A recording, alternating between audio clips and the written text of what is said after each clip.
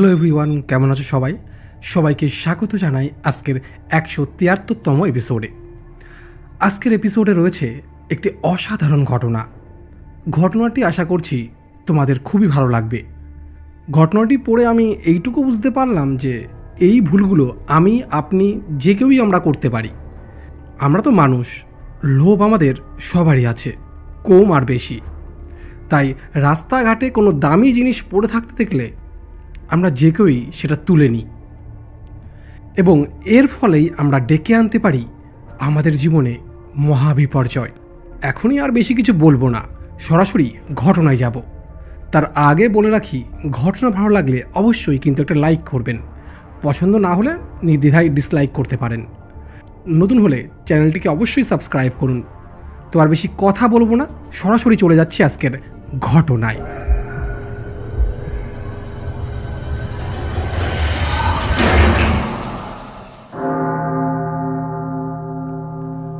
ঘটনা পাঠিয়েছেন দিনহাটা থেকে রাজু। হ্যাঁ দাদা, আমি রাজু। দাদা, অনেক দিন ধরেই তোমার ঘটনা শুনছি। তোমার ঘটনা আমার খুব ভালো লাগে। অনেক দিন তোমার ঘটনা বন্ধ ছিল, খুব মিস করেছি। দাদা, আজ আমি তোমার একটি ঘটনা শেয়ার করতে চাই। ঘটনাটি আমি একজন ঠাকুমার কাছ থেকে শুনেছিলাম। ঘটনাটি ওনার নিজের সাথেই ঘটা, ওনার ছোটোবেলার ঘটনা। এই ঠাকুমা দাদুদের কাছ থেকে ভূতের গল্প শোনার মজাটাই কিন্তু আলাদা। আমি নিজেও আমার ঠাকুমার কাছ থেকে অনেক ভূতের ঘটনা শুনেছিলাম। তোমরাও হয়তো আমার কথায় অ্যাগ্রি করবে। তো চলো ঘটনায় ফিরি। ওই ঠাকুমা আমাদের বাড়িতে বেড়াতে এসেছিলেন। আমি বারান্দায় বসে আছি। মা আর ঠাকুরমা কিছুটা দূরে গল্প করছে। এমন সময় আমার বোন স্কুল থেকে ফেরার পথে একটা চুড়ি হাতে করে এনেছে। মাকে এনে দেখাচ্ছে এবং বলছে, মা দেখো তো, এটা কি সোনার? মা হেসে বললেন, আরে না, ফেলে দে, ওটা এমনি একটা চুড়ি। তা বোন ওটা ফেলে দেয়। তখন ওই ঠাকুমা বলেন, দিদি ভাই, রাস্তায় এইসব পেলে কখনো নিয়ে আসবে না, এতে কিন্তু অনেক বড় বিপদ হতে পারে। একবার জানো তো, আমার সাথেও কিন্তু এমন কিছু ঘটেছিল। অবশ্য তখন আমি তোমার থেকে একটু বড়। আমি তখন নিজের কাজ ফেলে রেখে ঠাকুমার পাশে গিয়ে বসি। আমার বোন এসে আমার পাশে বসে। আমি বললাম, ঠাকুমা, কি ঘটেছিল? তখন ঠাকুমা বলা শুরু করলেন, আমাদের গ্রামে আমরা 4-5 জন বন্ধু সব সময় একসাথে মিশতাম। তার মধ্যে 3 জন মেয়ে আর 2 জন ছেলে ছিল। সবসময় একসাথে আমরা খেলা করতাম। তখন আমার বয়স ওই 10-12 বছর হবে। আমাদের গ্রামে নানা ফলের গাছ ছিল। তার মধ্যে বিলের ধারে একটা জাম গাছ ছিল। খুব জনপ্রিয় সেই জাম গাছ, কারণ গাছটি অন্য গাছের থেকে একদম আলাদা। ওটাকে জোড়া জাম গাছ বলা হতো, কারণ ওখানে 2টো জাম গাছ একই জায়গা থেকে একসাথে বড় হয়েছে এবং গাছ দুটো বড় হয়ে জোড়া লেগে গেছে। ঠিক বট গাছের মতো তার শাখা পোশাখা। আমাদের গ্রাম থেকে কিছুটা দূরে এই জাম গাছ। এই গাছ নাকি অনেক পুরনো। এই গাছের জামও খুব মিষ্টি। তা বন্ধুরা মিলে মাঝে মাঝেই যেতাম ওখানে জাম পাড়তে। তা একদিন দুপুরে বন্ধুরা মিলে ঠিক করি যে জাম মাখা করব। আমরা জাম কুড়াতে যাই সেই জোড়া জাম গাছে। 2 জন ছেলে বন্ধু ওরা গাছে উঠেছিল আর আমি আর একটা বন্ধু নিচে ছিলাম। ওরা গাছে উঠে ডাল ধরে ঝাড়া দিয়েছে এবং অনেক জাম এদিকে ওদিকে ছড়িয়ে পড়েছে। এক বন্ধু অন্যদিকে কোড়াচ্ছিল আর আমি একদিকে কোড়াচ্ছিলাম। কোড়াতে কোড়াতে আমি কিছুটা সামনের দিকে এগিয়ে গেছি। দেখি যে একটা সমাধি করা রয়েছে। তার পাশে মোটা একটা জাম পড়ে রয়েছে। জামটা তুলতে গিয়ে দেখি অল্প একটু মাটির থেকে বেরিয়ে রয়েছে কিছু যেন একটা চকচক করছে। আমি ওটা তুলে দেখি যে একটা চুড়ি। আর তখন সোনা রূপো এগুলো তো চিনতাম না।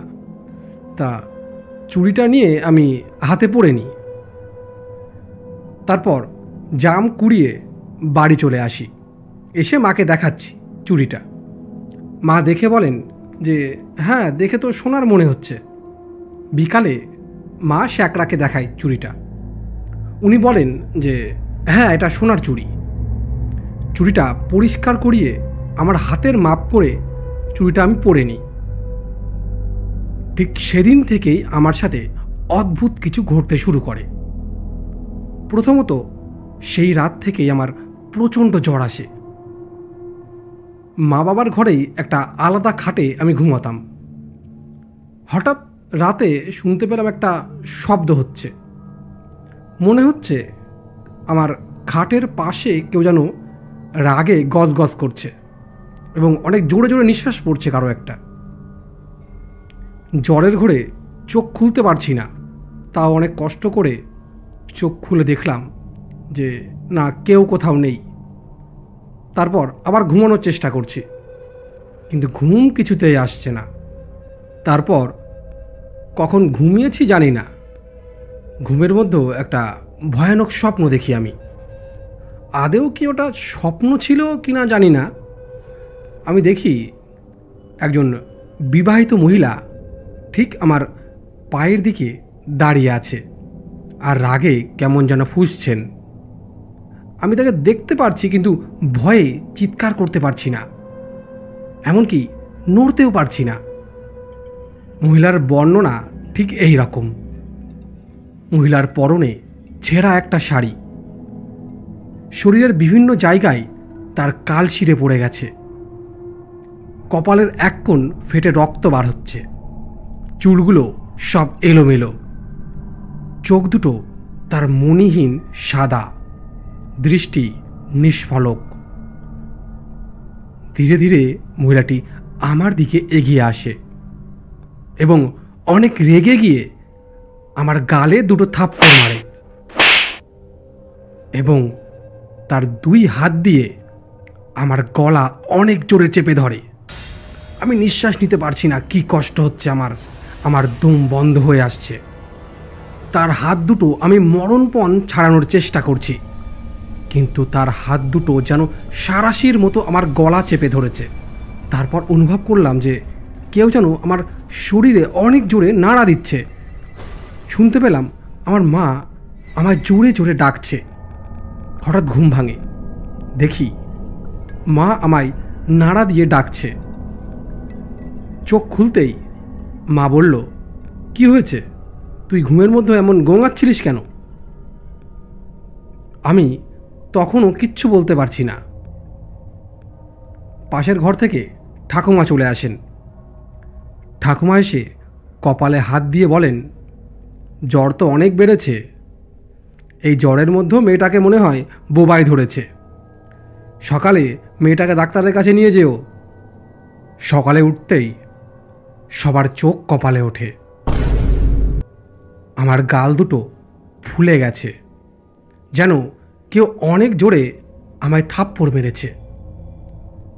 আমি জ্বরের ঘোরে তখনও কোনো কথা বলতে পারছি না। বাড়ির কেউই তখনও বুঝতে পারেনি যে কি ঘটেছে। তারা খেয়াল করে আমার গলায় কেমন যেন কাল ছিটে পড়ে গেছে। সেদিন থেকেই আমার খাওয়া দাওয়া পুরো বন্ধ হয়ে যায়, শরীরের অবস্থা অনেক খারাপ হয়ে যায়। ডাক্তার দেখানো হয়, ঔষধ খেলে জ্বর সেরে যায়, আবার কিছু সময় পরই আবার জ্বর চলে আসে। পরদিন সকালে, মানে দ্বিতীয় দিনের কথা বলছি, আমার মা দ্বিতীয় দিন সকালে খেয়াল করে যে আমার দুটো হাতে মোটা মোটা রক্ত জমাট বাঁধার মতো কাল ছিটে দাগ হয়েছে। ঠাকুমা দেখেই বলে, এ অন্য কোনো ব্যাপার আছে।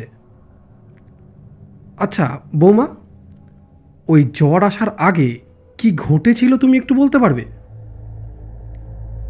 মা তখন ঠাকুমাকে ওই সোনার চুড়ির ব্যাপারটা বলে। ঠাকুমা বলে, তাড়াতাড়ি চুড়িটা খুলে আমাকে দাও তো। ঠাকুমা চুড়ি নিয়ে বাড়ি থেকে বেরিয়ে পড়ে এবং সন্ধ্যায় ফিরে আসে। এসেই মাকে বলে যে, জানো এই চুড়ি কার? এ চুরি যার সে আজ থেকে 2 বছর আগে মারা গেছে। না জেনে শুনে চুরিটা তুমি ওকে পরিয়ে দিলে। তারপর ঠাকুমা একটা জল পড়া আমাকে খাইয়ে দেয় এবং একটা তাবিজ আমার হাতে বেঁধে দেয় এবং ওই চুরিটা একটা লাল কাপড়ে বেঁধে মাকে রেখে দিতে বলে। সবাই ভেবেছিল যে এবার হয়তো চিন্তা কেটে গেল, কিন্তু তাদের ভুল ভাঙল সেদিন রাত 2টোর সময়। আমি নিজেকে একটু সুস্থ অনুভব করছিলাম। হঠাৎ আবার সেই রাগে গজগজ করার শব্দটা শুনতে পাই এবং মনে হচ্ছে যেন কেউ একদম আমার পাশে এসে জোরে জোরে নিঃশ্বাস ছাড়ছে। এবং আমি তখনও কিন্তু চোখ খুলতে পারিনি। তারপরই 1-2 সেকেন্ড পরই অনুভব করলাম আমার পা কেউ যেন ধরে হ্যাঁচকা একটা টান মারল এবং আমি ছিটকে গিয়ে পড়লাম মেঝের উপর। নিচে থালা বাসন ছিল, আমি একদম তার উপর গিয়ে পড়েছি এবং প্রচণ্ড শব্দে সবার ঘুম ভেঙে যায়। আমি ব্যথায় আর্তনাদ করতে শুরু করি। মা আমার এই করুণ অবস্থা দেখে কেঁদে ফেলে। ঠাকুমাও ছুটে আসে, আশেপাশের লোকজনও ছুটে আসে আমাদের বাড়ি। আমার উপর বিপদ বিন্দু মাত্র কমেনি, ঠাকুমা সেটা বুঝতে পারে। সেই রাতটা সবাই জেগে কাটানো হয়। পরদিন সকালে একজন ওঝা বা তান্ত্রিক জাতীয় একজনকে আনা হয়। উনি বলেন যে এই জোড়া জাম গাছে কোনো একটা ব্যাপার তো আছে, ওখানে একবার চলুন তো। ঠাকুমা এবং ওই তান্ত্রিক ওখানে যায় এবং পাশের গ্রামে খোঁজ খবর নেওয়ার পর জানা যায় যে আজ থেকে 2 বছর আগে এই গাছে এক মহিলাকে মেরে তার শ্বশুরবাড়ির লোকজন ঝুলিয়ে দিয়েছিল এবং বলেছিল এই মেয়েটি নাকি আত্মহত্যা করেছে। মেয়েটা খুব গরিব ছিল। বিয়ের সময় তার মা তাকে 2টো সোনার চুড়িও দিতে পারেনি, একটা চুড়ি দিতে পেরেছিল। তাই নিয়ে শাশুড়ি তাকে অনেক অত্যাচার করত, এমনকি তার স্বামীও তার উপর অনেক অত্যাচার করত। একদিন তার স্বামী তাকে মেরে এই জাম গাছে ঝুলিয়ে দেয় এবং পরে ওই কাছেই একটা সমাধি তৈরি করে দেয় এবং ওই মেয়েটির গায়ে অনেক ক্ষত চিহ্ন পাওয়া গেছিল এবং সারা দেহে তার রক্ত জমাট বাঁধার চিহ্ন ছিল। মৃত্যুর সময়ও তার কপাল ফেটে রক্ত বার হচ্ছিল। এই ঘটনাগুলি বাড়ি এসে তারা আলোচনা করে এবং তান্ত্রিক বলেন যে একটা কাজ করা যেতে পারে, আর একটা সোনার চুড়ি তৈরি করে এই মেয়ের হাত দিয়েই ওই সমাধিতে রেখে আসতে হবে এবং তার কাছে ক্ষমা চাইলে হয়তো তার আত্মা মুক্তি পেতে পারে বা একে ক্ষমা করতে পারে। তো সেটাই করা হয় এবং তারপর আর কিছুই হয় না। ধীরে ধীরে সব ঠিক হয়ে যায় এবং আমিও ধীরে ধীরে সুস্থ হয়ে উঠি। দাদা, এই ছিল ঘটনা। ঘটনাটি ভালো লাগলে অবশ্যই পড়ে শুনিও। তো কেমন লাগলো ঘটনাটা কিন্তু অসাধারণ লেগেছে আমার। তোমাদের কেমন লাগলো অবশ্যই তোমরা কমেন্ট করে জানিয়ে দিও। আর ঘটনা ভালো লাগলে অবশ্যই কিন্তু লাইক করে দিও। আর তুমিও যদি ঘটনা পাঠাতে পারো আমাদের ইমেল আইডিতে। এই মুহূর্তে মোবাইল স্ক্রিনে তোমরা দেখতে পারছো আমাদের ইমেল আইডি, অথবা ফেসবুক পেজেও তোমরা ঘটনা পাঠাতে পারো। তো আর বেশি কথা বলবো না, আজ এখানেই বিদায় নিচ্ছি। দেখা হচ্ছে পরের এপিসোডে আবারও কোনো সত্য ভৌতিক ঘটনা নিয়ে।